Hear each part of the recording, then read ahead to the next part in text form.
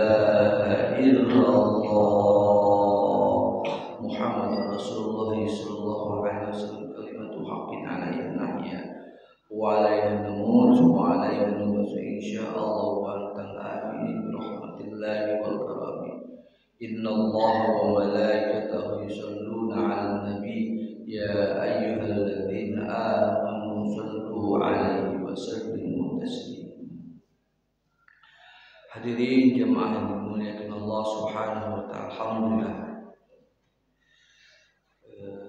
Kita lanjutkan kajian kita. Ya, insyaallah kita masih dalam tema tentang sifat-sifat Allah. Sebelum saya simpulkan terlebih dahulu, saya coba sedikit membacakan beberapa ayat yang berkaitan tentang iradahnya Allah Subhanahu wa taala. Yang lalu kita menjelaskan tentang sifat iradah. Iradah adalah kehendak Allah Subhanahu wa taala yang kemudian ulama menyebutkan dalam kitab ini wahya sifatun qadimatun qa'imatun bidzatihi ta'ala.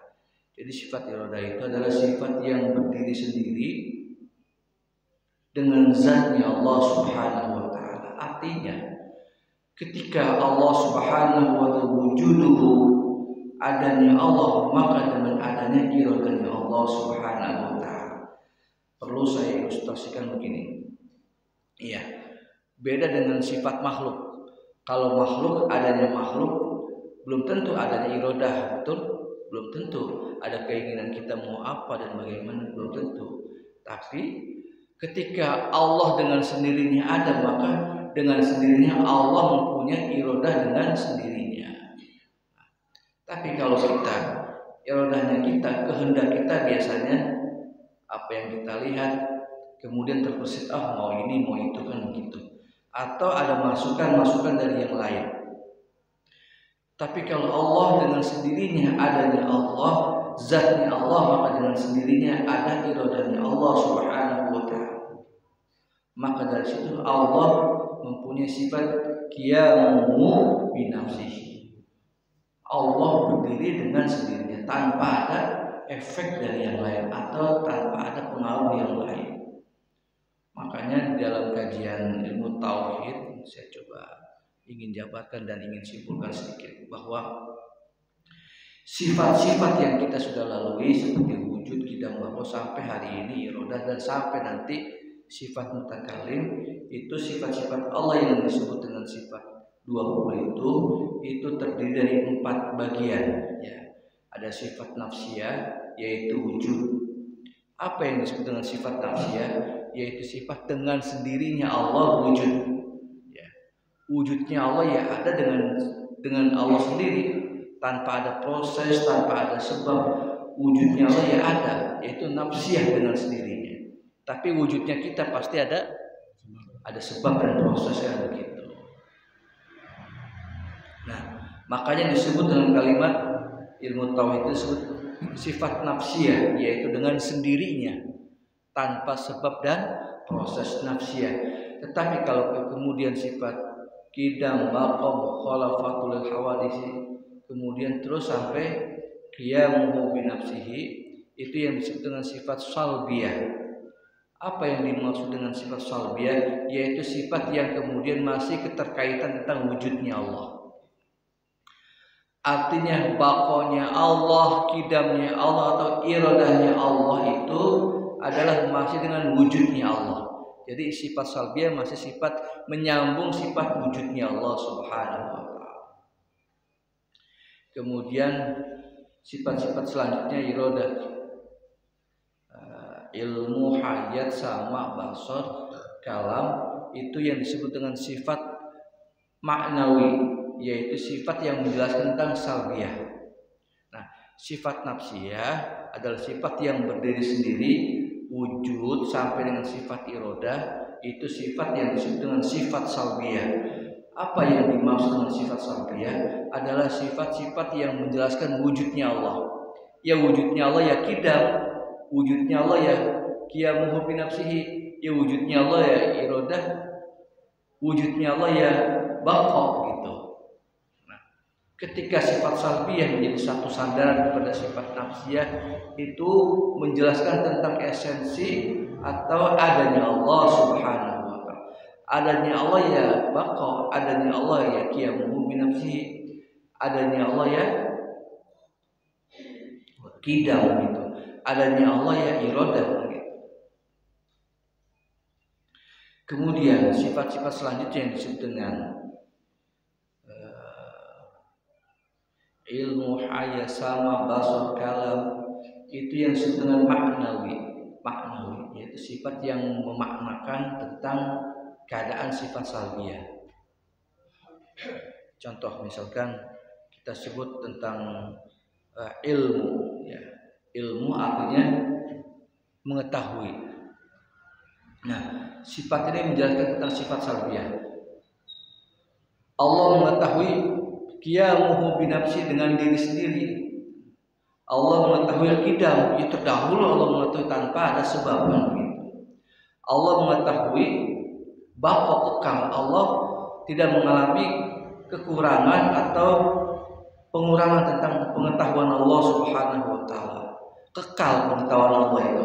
Nah, kalau kita punya pengetahuan bisa jadi baru kita nerima besoknya sudah lupa, kan begitu Pak. Misalkan begini, kita ngaji nih, atau kita belajar dulu waktu kita di kelas 1, kelas 2 sampai dengan S1 dan sampai S3 begitu. Setelah kita pulang dari perkuliahan kita, apa yang kita dengar nggak taunya langsung lupa, kan begitu. Berarti nggak kekal ilmu yang kita miliki. Ilmu yang kita miliki nggak kekal, tapi ilmunya Allah itu kekal. Nah, itu salah satu contoh dengan ilmunya Allah maknawi, yaitu menjelaskan tentang hal itu. Nah, kemudian saya ingin coba menguraikan tentang sifat iradah ini sebagaimana dulu pernah saya sampaikan, bahwa Allah Subhanahu wa ta'ala menjelaskan dengan ayatnya. Bismillahirrahmanirrahim. Innama qauluna li syai'in, sesungguhnya sesuatu apa yang kami ungkapkan, apa yang kami ucapkan, kata Allah, li syai'in kepada sesuatu, idza aradnahu, jika aku berkehendak, jika aku katakan tentang sesuatu, tentang aku kehendak aku, annaqula lahu, maka aku katakan kun fayakun. Kun fayakun. Jadi dalam ayat ini kalau Allah berkehendak tentang sesuatu, Allah mengatakan dengan kalimat kun fayakun. Kun fayakun ya Allah Subhanahu wa ta'ala.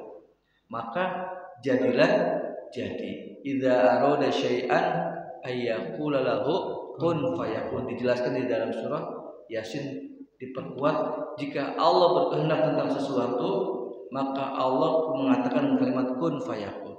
Nah, sekarang kalau kita ngomong kun fayakun jadi emas, kira-kira jadi enggak? Enggak akan bisa. Tapi kalau Allah kun fayakunnya Allah pasti terjadi. Karena kenapa itu terjadi? Ya, ini tidak perlu dipakai logika, tapi dengan ketauhidan. Karena semua makhluk yang Allah ciptakan tunduk tentang aturan-aturan Allah Subhanahu wa taala. Saking tunduknya, maka ketika Allah katakan kun fayakun, ya sudah, sami'na wa ta'na, mereka taat dan mereka mendengarkan tentang perintah Allah Subhanahu wa taala. Makanya ini perlu kita coba perkuat dengan kalimat-kalimat ayat yang lain. Kenapa di dalam surah kita sering membaca surah Al-Fatihah? Karena di situ ada esensi yang sangat mendasar tentang pengakuan kita tentang Allah Subhanahu wa taala, yaitu dengan kalimat alhamdulillahi rabbil alamin.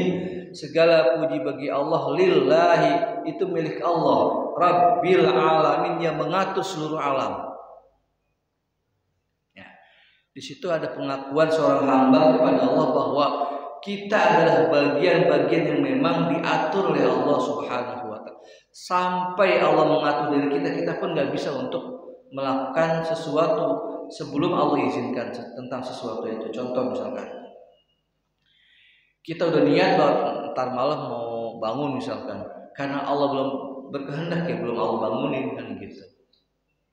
Jadi kemudahan-kemudahan, kebaikan-kebaikan yang kita laksanakan, kita lakukan, dan semua kesempurnaan kebaikan ketaatan kita kepada Allah itu selain dari anugerah dari Allah Subhanahu wa taala.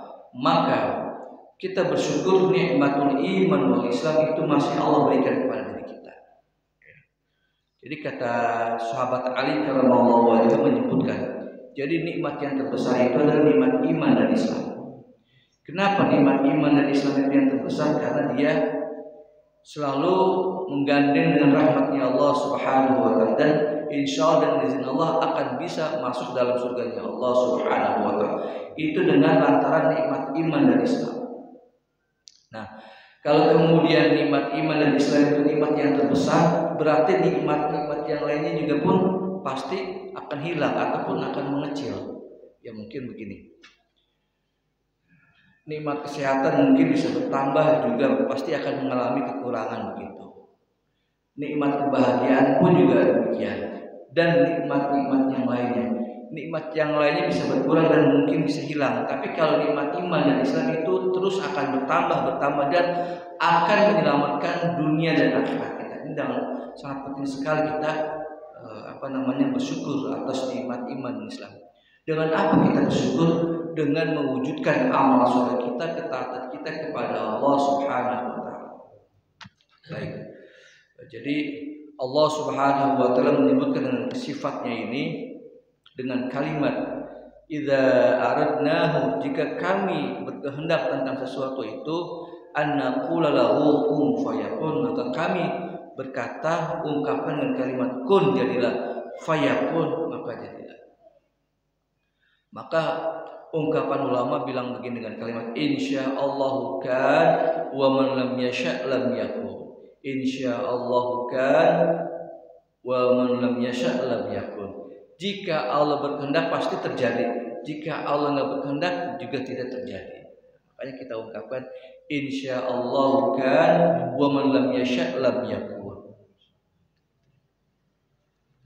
Jadi kita biasa tuh kalau sering ngomong sama saudara kita, ntar malam kita ada kegiatan, kita ungkapkan tentang kalimat insyaallahu kan wa man lam yasha' lam yakun. Jika Allah berkehendak pasti terjadi. Jika Allah nggak berkehendak juga nggak akan terjadi. Insyaallahu kan wa man lam yasha' lam yakun. Ayo Pak. Insyaallahu kan wa man lam yasha' lam yakun. Jadi kalau Allah berkehendak pasti akan terjadi. Tapi kalau Allah nggak berkehendak nggak akan terjadi. Insyaallah kan wa man lam yasha' lam yakun, itu artinya Pak. Jika Allah berkehendak pasti terjadi. Jika Allah tidak berkehendak tidak akan terjadi. Artinya semua yang ada, yang kita rasakan, yang kita lihat, kejadian-kejadian di sekitar kita itu di dalam iradanya Allah Subhanahu wa taala. Nah, itu harus kita yakin sih di situ. Contohnya Pak, misalkan yang paling dekat dengan kita rasakan rasa sakit kita, kesulitan kita, dan hal-hal yang berkaitan tentang fenomena-fenomena yang kita rasakan itu tidak terlepas dari iradahnya Allah, dan harus yakin kita, ini iradahnya Allah. Ya sudah, berarti kalau sudah begitu apa yang harus kita amalkan? Ada satu amalan yang kemudian bisa menetralisir keadaan-keadaan yang kemudian bisa menenangkan dan mengembalikan keadaan semula, yaitu dengan memperbanyak kalimat la haula wala quwwata illa billahil aliyyil azim. Ya. Jadi kalimat ini kita yakin bahwa tidak ada daya dan tidak ada upaya kecuali Allah yang memberikan kekuatan dan daya kepada kita. Contohnya nih Pak, ini ada sebuah gelas fit, ya katakanlah begitu. Kalau Allah nggak berkehendak, kira-kira bisa nggak ngangkat? Ya. Misalkan Allah nggak berkehendak kepada kita, dia nggak akan bisa ngangkat, nggak akan bisa.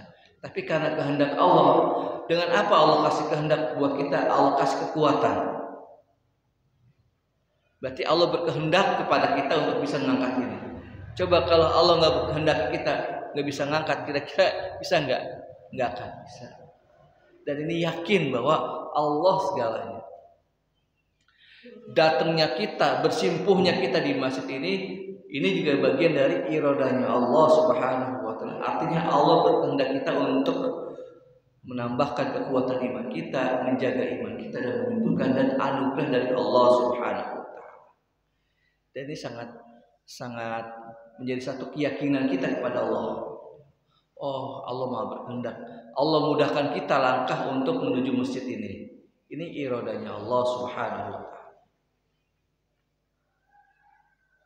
Baik, kemudian itu di surah An-Nahl ya yang tadi saya bacakan. Allah Subhanahu wa taala juga menyebutkan dengan ayat yang lainnya. Wa qala ta'ala wa rabbuka yakhluqu may yasha, dan Tuhanmu lah yakhluqu yang menciptakan may yasha tentang sesuatu yang Allah kehendaki. Allah menciptakan sesuatu yang Allah kehendaki. Ya, misalkan apa? Allah ciptakan tumbuh-tumbuhan, Allah ciptakan hewan, binatang, pun Allah ciptakan manusia. Itu sesuai dengan ma yasha, kehendak Allah Subhanahu wa taala. Bayangkan Pak, kalau kemudian tidak ada satu keyakinan bahwa ciptaan ini bukan Allah yang menciptakan, wah bisa kita nggak yakin sama keadaan kita. Contoh begini. Kita lagi pergi jalan-jalan misalkan ke suatu tempat. Katakanlah kita lihat, kok ini orang beda ya ciptaannya kan begitu. Kalau kemudian kita nggak larikan kepada Allah, ya sudah, kita bisa kemudian memberikan satu statement yang salah. Ini jangan-jangan orang tuanya yang salah nih, salah bikin misalkan. Kan begitu. Nah, ini juga salah nih kan. Makanya kemudian ini kehendak Allah, ada hikmah dan ada maslahat yang Allah ciptakan. Kan begitu. Contoh begini Pak. Allah ciptakan dua mata di depan muka kita. Andai saja kemudian mata satu di depan, mata satu di belakang, Masya Allah, gimana tuh jalan kita ya Pak? Masya Allah. Ini kan kehendak Allah, ada manfaat dan ada maslahat. Jadi ketika Allah ciptakan sesuatu itu pasti ada manfaat dan maslahat. Nah, kemudian kalau hati kita kemudian tidak mengembalikan itu semua kepada Allah, ya kita akan menjustifikasi tentang makhluk dan mungkin bisa jadi akan menyalahkan atau mengkambing hitamkan kepada makhluk yang lainnya kan.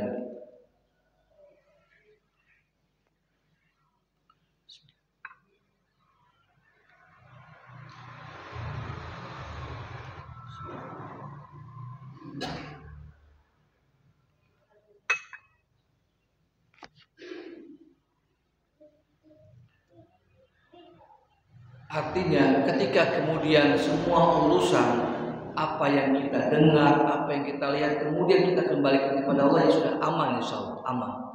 Kan gitu Pak. Akhirnya tidak menimbulkan satu perselisihan di antara kita kan. Misalkan begini Pak, ada satu kejadian di rumah tangga misalkan, cekcok A dengan B kan begitu. Lalu kemudian saling bertahan tentang kebenaran masing-masing kan begitu. Si ini begini, si itu begitu kan gitu. Kemudian kalau kemudian tidak disadari tentang ujian itu datang dari Allah, ya sudah akhirnya memburuk dengan situasi dan kondisi yang ada. Kalau kemudian sadar masing-masing tentang ini ujian dari Allah, maka akan menjadi satu kebaikan dan kemuliaan yang ada kan begitu. Nah, jadi pandangan orang yang beriman, apapun yang dilihat, apapun yang didengar, ketika kemudian menjadi satu kepastian bahwa kejadian itu adalah aturan yang Allah berikan kepada kita, maka kita kembalikan ayat yang pertama di surah ayat yang kedua di surah Al-Fatihah. Alhamdulillahirabbil alamin. Segala puji bagi Allah yang telah mengatur seluruh alam. Ya. Meskipun Allah yang Maha mengatur, ikhtiar kita kan masing-masing Pak. Ikhtiar kita masing-masing, ada ikhtiarnya mungkin sebagai macam-macam gitu. Tetapi ketika Allah berkehendak tentang sesuatu, ya sudah, apa yang terjadi? Ya.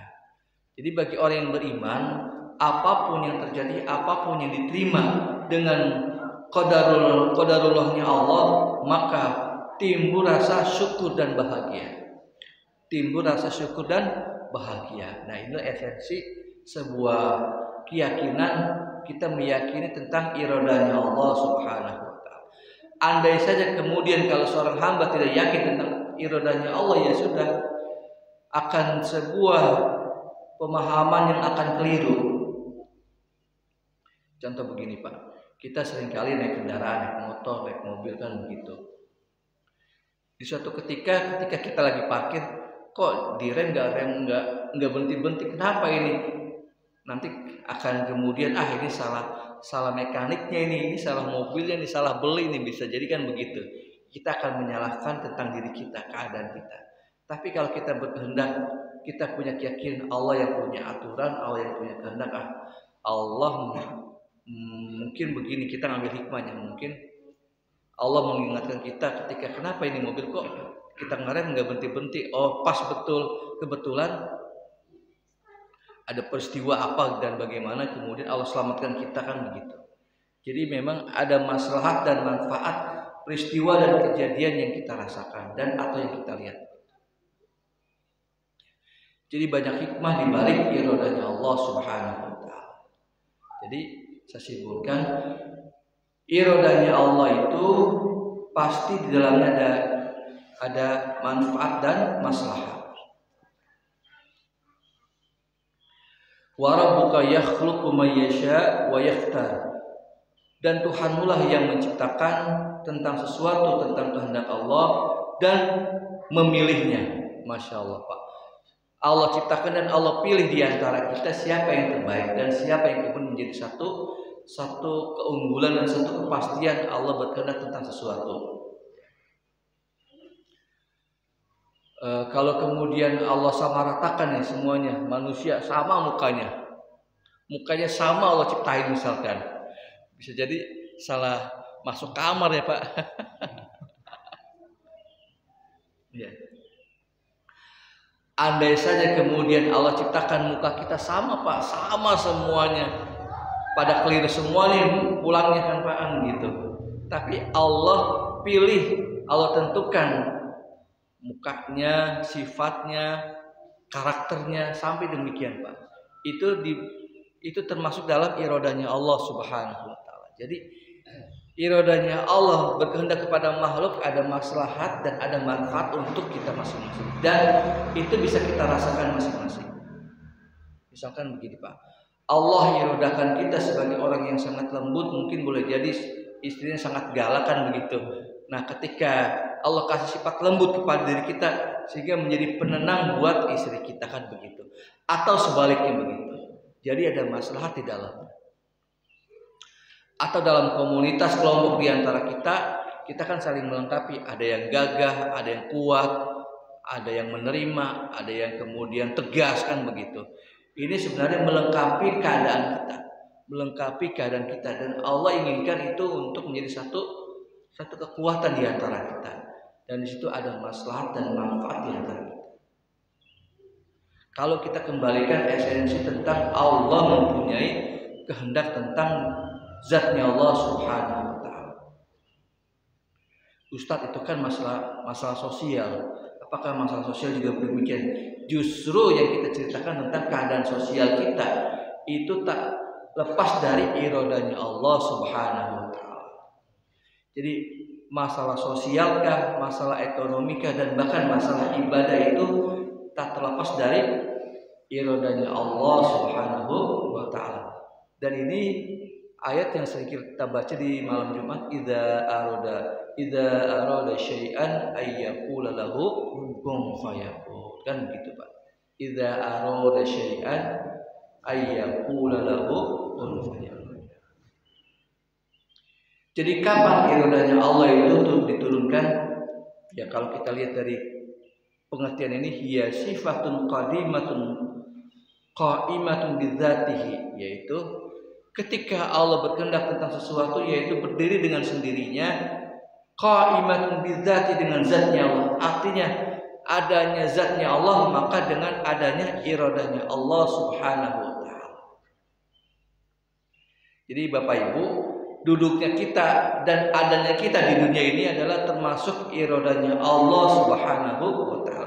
Maka kita bersyukur, ya Allah, alhamdulillah Kau telah ciptakan kami sehingga kami sempurnakan ciptaanmu, ya Allah, dengan taat dan pengabdian kami kepadamu, ya Allah. Kan begitu rasa syukur.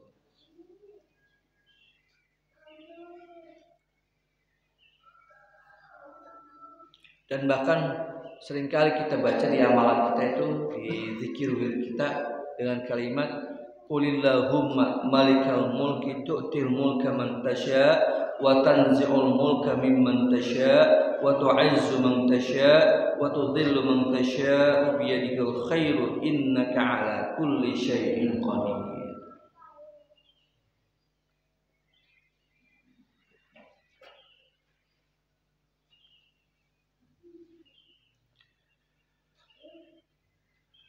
Di surah Ali Imran ayat 26. Ini bagus sekali kita amalkan di malam tahajud, ya.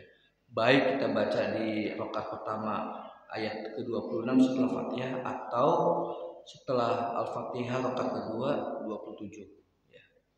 Tentang apa? Tentang kekuasaan Allah Subhanahu wa ta'ala. Qulillahumma malikal mulki tu'til mulka man tasya wa tanzi'ul mulka mimman tasya wa tu'izzu man tasya wa tudhillu man tasya bi yadikal khairu innaka 'ala kulli syai'in qadir. Ya. Allah Subhanahu wa ta'ala menjelaskan dengan ayatnya, katakanlah Allahumma, artinya bacalah doa ini, maksudnya bacalah doa ini, Allahumma, ya Allah, ya Tuhanku, malikal mulki, yang mempunyai, yang memiliki kekuasaan, tu'til mulka, Allah berikan kekuasaan itu, man tasya, kepada Allah, kepada orang yang Allah kehendaki, wa tanzi'ul mulka, dan Allah lepas kekuasaan itu, mimman tasya, dari orang yang Allah kehendaki kembali, wa tu'izzu man tasya, dan Allah memuliakan pada orang yang Allah kehendaki, wa tudhillu man tasya, dan Allah rendahkan pada orang yang Allah kehendaki. Masya Allah. Artinya ini meliputi semua aspek kehidupan kita. Yang kaya memang Allah kehendaki dia kaya, yang miskin memang Allah kehendaki dia miskin. Jadi Pak, kalau kita kembali ke tentang iradanya Allah, keadaan kita sekarang ini, ketika kita mengembalikan tentang iradanya Allah, berarti kita menumbuhkan rasa syukur dan kepastian bahwa Allah yang akan memberikan selanjutnya. Makanya dalam episode ibadah kita itu kan gak lepas dari doa kita, kan gitu Pak. Ya. Kalau kemudian seorang mukmin meyakini bahwa keadaan kita ini adalah iradanya Allah, maka dia ingin meminta kepada Allah, bermohon tentang sesuatu dirubah keadaan itu yang lebih baik.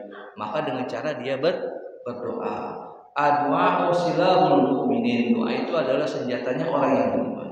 Nah, tatkala orang yang beriman yakin tentang iradanya Allah, maka tumbuh rasa untuk lebih dekat dengan Allah, dengan dia memuji, dia meminta, dan bahkan dia memohon kepada Allah agar Allah ubah keadaan yang mungkin buruk menurutnya, tapi menurut Allah itu baik.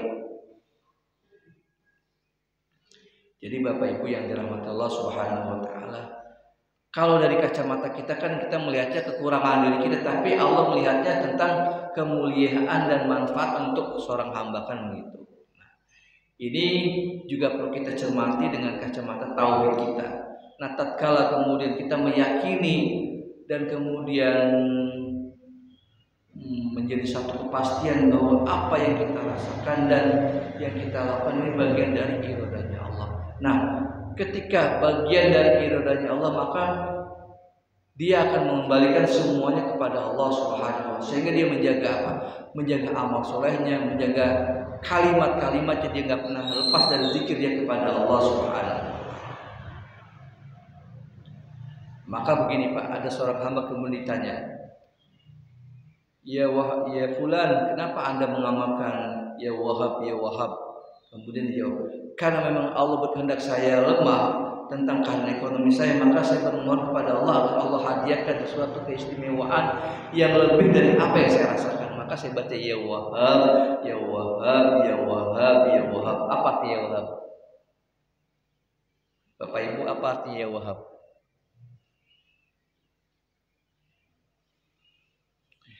Yang maha memberikan hadiah, Wahab. Ya. Jadi gitu Pak. Jadi begini Pak, jika ada seorang hamba yang yakin tentang keadaannya, tentang dirinya, maka dia akan selalu terus menyebut yakin kepada Allah dengan asma-asma yang berkaitan tentang apa yang dia rasakan, kan gitu. Misalkan begini Pak, ini mohon maaf saya sebut, misalkan kita lagi seret nih, rezeki kita nih, usaha kita lagi mandek, misalkan begitu. Yakin bahwa ini memang sudah iradah Allah. Ya, ketika kemudian hati yakin tentang iradahnya Allah, maka ada nama-nama yang terus kita panggil supaya dilancarkan dengan kalimat ya Razzaq, ya Fattah, ya Fattah, ya Razzaq, ya Fattah. Nah, artinya kalau seorang yang yakin tentang bahwa itu dari iradah Allah, maka dia akan mengembalikan aksesnya kepada zikir yang dia sebutkan sesuai dengan keadaan yang dia rasakan. Ya Razzaq, ya Fattah, ya Razzaq, ya Fattah, kan gitu. Artinya kesimpulan dari sifat ini adalah ketika kita meyakini sifat ini, maka timbul perasaan yakin dengan mewujudkan zikir yang lebih kuat dan amal soleh yang lebih sempurna di hadapan Allah Subhanahu wa taala. Maka disinilah yang disebut dengan nikmatul iman wal Islam. Inilah yang disebut dengan nikmat iman dan Islam yang terbesar di hadapan Allah Subhanahu wa taala. Kita bersyukur atas nikmat Allah yang Allah karuniakan pada diri kita, sehingga kita bisa mewujudkan kalimat-kalimat thayyibah yang terus tanpa kita lepas dengan kalimat-kalimat yang mulia, dan kita sempurnakan dengan amal soleh kita sebagai pengabdian seorang hamba kepada Allah Subhanahu wa taala. Baik, sebelum waktu berakhir mungkin akan dibuka pertanyaan-pertanyaan yang perlu ditanyakan. Silakan sebelum ditutup. Silakan Pak. Ada yang perlu ditanyakan? Tadi Iya. Iya. Tadi kan sifat yang empat itu ya. Silakan. Saya mau bertanya tadi tentang jawaban sifat 20. Iya. Itu kayaknya baru 3. Ya. Satu sifat manusia. Iya. Kedua sifat salbiyah. 4 sifat, dan 3 sifat ma'nawiyah. Maknawi. Ya, yang 2 sifat ma'ani kayaknya belum bahas pencerahan. Iya. Baik. Terima kasih. Baik. Tadi saya menjelaskan tentang baru 3 sifat ya. Jadi sifat 20 itu kemudian terbagi menjadi 4 bagian. Bagiannya adalah yang pertama sifat nafsiyah. Sifat nafsiyah adalah sifat yang berdiri sendiri, yaitu wujud. Kemudian yang kedua sifat salbiyah. Sifat salbiyah adalah sifat yang kemudian menjelaskan sifat nafsiyah. Lalu yang kedua sifat ma'ani, yaitu sifat-sifat yang menjelaskan tentang sifat salbiyah. Ya, dari mulai kidam sampai dengan hayat, maka dijelaskan dengan sifat-sifat ma'ani. Apa sifat ma'ani? Itu sifat-sifat yang menjelaskan sifat salbiyah. Misalkan begini, di dalam sifat salbiyah itu terkumpul dari kidam sampai hayat. Nah, dari sifat setelahnya itu disebut dengan sifat ma'ani, yaitu sifat-sifat yang menjelaskan sifat salbiyah. Lalu yang terakhir yaitu sifat ma'nawiyah, yaitu sifat yang menjelaskan makna-makna ma'ani yang tadi. Jadi berangkai nih Pak. Sifat wujud nafsiyah dijelaskan lagi sifat salbiyah. Nah, sifat salbiyah dijelaskan lagi oleh sifat ma'ani. Nah, sifat ma'ani dijelaskan lagi oleh sifat ma'nawiyah. Nah, ini sangat berangkai. Berangkai artinya melengkapi dari sifat-sifat yang Allah, sifat-sifat yang kita sebut dengan sifat 20 tersebut yang Allah miliki. Demikian. Jadi yang terakhir itu sifat ma'nawiyah. Ya, sifat ma'nawiyah itu kita sebut dengan kalimat aliman hayyan sami'an basiran mutakalliman. Nah, itu menjelaskan sifat-sifat ma'ani.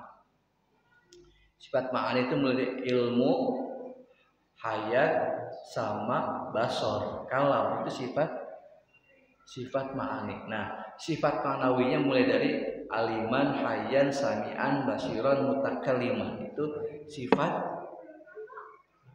ma'nawiyah. Sifat ma'nawiyah itu adalah sifat-sifat yang menjelaskan sifat ma'ani. Nah, sifat ma'ani mulai dari mana Pak? Ilmu, hayat, sama basor. Nah, baik, kita ngulang ke belakang Pak. Nah, sifat-sifat yang disebut sifat salbiyah itu mulai dari mana? Qidam, baqa, mukhalafatul hawadisi, qiyamuhu bi nafsihi, wahdaniyat, qudrah, iradah. Terus sampai di situ. Sampai di situ itu yang disebut dengan sifat salbiyah. Sifat salbiyah ini sifat yang menjelaskan sifat wujudnya Allah, yaitu sifat nafsiyah. Boleh saya kasih contoh sekali lagi supaya mungkin lebih jelas lagi. Dalam sifat salbiyah disebut dengan kidam. Kidam itu sifat salbiyah. Artinya kidamnya Allah ya wujudnya Allah gitu. Artinya ketika Allah Maha terdahulu, ya wujudnya Allah Maha terdahulu. Nah, itu berkait tentang sifat nafsiyah. Atau contoh yang lain, baqa, artinya kekal. Ya kekalnya Allah, wujudnya Allah gitu Pak. Jadi wujudnya Allah pasti Allah Maha kekal. Demikian Ustaz. Mungkin Ustaz lebih paham ya. Ini sekedar memberikan pencerahan buat kita semuanya. Ada lagi satu slide? Pak, ada yang bertanyakan lagi? Berarti paham nih Pak ya. Ini udah ngaji kelas dulu nih Pak ya. Pasti paham nih ya. Cuman ada yang perlu dijabarkan sedikit. Saya yakin kita dulu waktu kecil ngaji ini, sebelum kita ngaji kan kita ngapal itu sifat 20. Dan bahkan diajarkan diulang-ulang terus sampai kita paham dan sampai kita hafal. Sampai kita baca wiridan kita. Wujud kidam baqa mukhalafatul hawadisi qiyamu bi nafsihi wahdaniyah ilmu hayat sama basar kalam, terus sampai selesai kan gitu Pak. Nah, kita dulu sebatas hanya menghafal dan kemudian tahu artinya, tapi memaknainya belum sampai situ. Nah, ini baru kita memaknainya. Demikian Pak. Ya, silakan. Ya, ini kan ada sifat wajib ya Ustaz. Ya. Terus sifat mustahil, sifat jaiz. Ya. Mohon penjelasannya secara dalam tentang wajib, mustahil dan jaiz. Terima kasih. Ya, baik. Allah Subhanahu wa taala juga mempunyai sifat jaiz, apa boleh. Boleh maksudnya boleh terjadi, boleh tidak terjadi, sesuai dengan kehendaknya Allah Subhanahu wa taala. Allah tidak terikat tentang makhluk. Allah nggak terikat tentang ciptaannya kan gitu. Kalau kita nggak boleh semena-mena karena kita nggak punya hak untuk segala macam karena Allah segalanya punya aturan sendiri, yaitu jaiznya Allah. Allah berkehendak tentang alam, Allah berkehendak tentang alam ini akan hancur, Allah berkehendak. Contoh begini Pak, Allah udah ciptain semuanya sempurna, kok masih ada kejadian musibah, kejadian bencana? Ya Allah punya kehendak. Itulah yang disebut dengan sifat jaiznya Allah. Boleh-boleh saja Allah punya kehendak karena Allah mempunyai kehendak tanpa ada keterikatan dengan makhluk yang lainnya. Baik, yang selanjutnya mustahil. Nah, mustahil sifat kebalikan dari sifat wajib. Contohnya begini Pak, di dalam sifat wajib kita kenal dengan wujud, artinya ada. Nah, sifat mustahil Allah disebut adam, pakai ain bukan hamzah. Adam artinya tidak ada. Menurut logika nggak mungkin kalau kemudian setiap sesuatu yang ada itu nggak ada yang menciptakan, pasti ada yang menciptakan, itu menurut logika. Nah makanya kemudian mustahil kalau kemudian meja ini ada tanpa ada yang membuatkan. Mustahil nggak Pak? Mustahil kan gitu Pak. Adanya meja pasti ada yang membuatnya kan begitu. Pasti adanya alam, adanya bumi dan adanya semua makhluk pasti ada yang menciptakannya. Siapa? Huwallahul ladzi la ilaha illa huwal hayyul qayyum. Kan gitu Pak di dalam ayat kursi. Dialah Allah yang menciptakan langit dan bumi. Ya, itu yang disebut dengan sifat mustahil. Sifat mustahil adalah sifat yang tidak mungkin terjadi. Yang tidak mungkin terjadi. Atau dalam kajian tauhid tersebut, sifat mustahil itu sifat kebalikan dari sifat wajib. Contohnya sifat wajib kita kenal wujud, mustahilnya ada pakai ain. Ada artinya tidak ada, nggak mungkin Allah nggak ada karena setiap yang ada pasti ada yang menciptakannya, yang membuatnya. Demikian Pak, bisa dipahami Pak? Insya Allah ya. Ini kajiannya tingkat tinggi nih Pak ya, Masya Allah. Esensi menjaga hati dan iman kita, keyakinan kita, ma'rifatullah. Jadi kalau kita sudah mengenal sifat-sifat Allah, akan mengenal tentang diri kita. Sebagaimana hadis Nabi, man arafa rabbah arafa nafsah. Barang siapa yang mengenal Allah, dia akan kenal dirinya. Allah Maha Kuasa, Allah kuasai diri kita. Allah Maha mengetahui, Allah tahu tentang diri kita. Sehingga ketika kita tahu tentang Allah Maha tahu, berarti kita berusaha untuk kemudian aksesnya adalah beramal soleh supaya Allah tahu kita ini orang baik kan begitu. Di hadapan Allah, bukan di hadapan manusia. Pun ketika dia berbuat baik di hadapan Allah, pasti akan berbuat baik juga di hadapan manusia begitu. Demikian barangkali sekilas info berkaitan tentang sifat-sifat Allah. Jadi sifat wajib Allah juga pasti ada sifat mustahil bagi Allah. Contoh lain sifat mustahil bagi Allah apa Pak? Nah baik, saya contohkan lagi. Masih ada waktu isya Pak ya? Belum isya belum. Ya baik, satu lagi Pak. Kita kenal dalam sifat wajib wahdaniyah atau mukhalafatul lil hawadits, yaitu Allah berbeda dengan makhluknya. Apa yang dimaksud dengan Allah berbeda dengan makhluknya? Allah nggak bisa disamakan dengan makhluknya. Misalkan makhluk mempunyai sebab dan akibat, Allah itu tanpa sebab dan akibat. Mukhalafatul lil hawadits. Maka lahirlah pemahaman ulama tentang sifat mustahil bagi Allah yang disebut dengan mumasalatu lil hawadits, sama dengan makhluknya. Ini sifat mustahil, gak mungkin Allah sama dengan makhluknya kan gitu.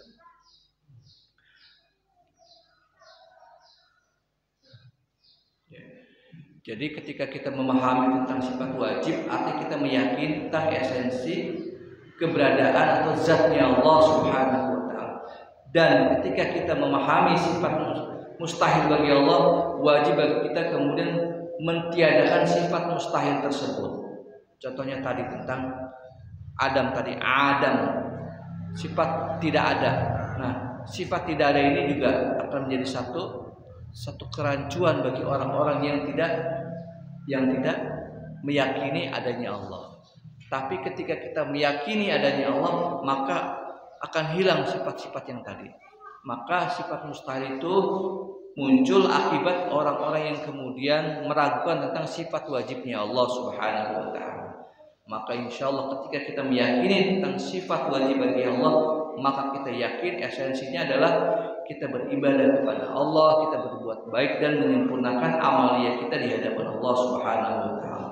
Demikian, Ustaz. Ada lagi? Cukup?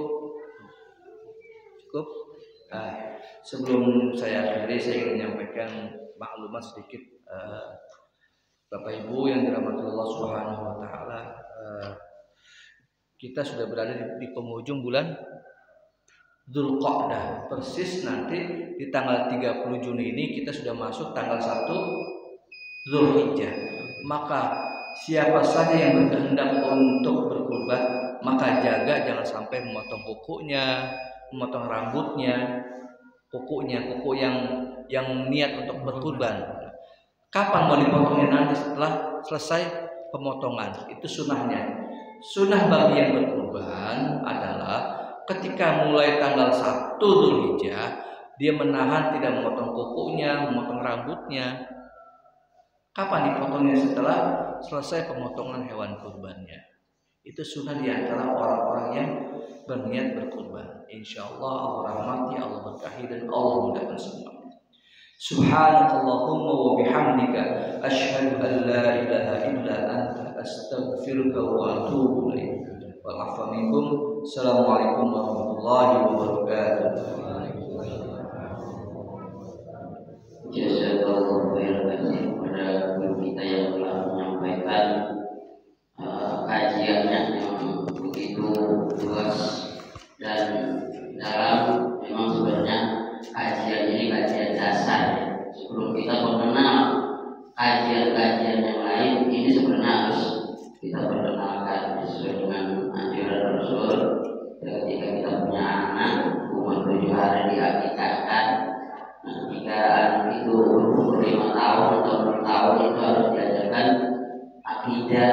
Setelah itu baru akhlak, setelah itu baru syariat. Jadi kita kadang-kadang mengabaikan kajian-kajian yang memang menjadi fondasi, yang menjadi dasar dari ilmu-ilmu kita. Sebab ibadah tanpa didasari dengan keimanan, ya sia-sia ibadahnya.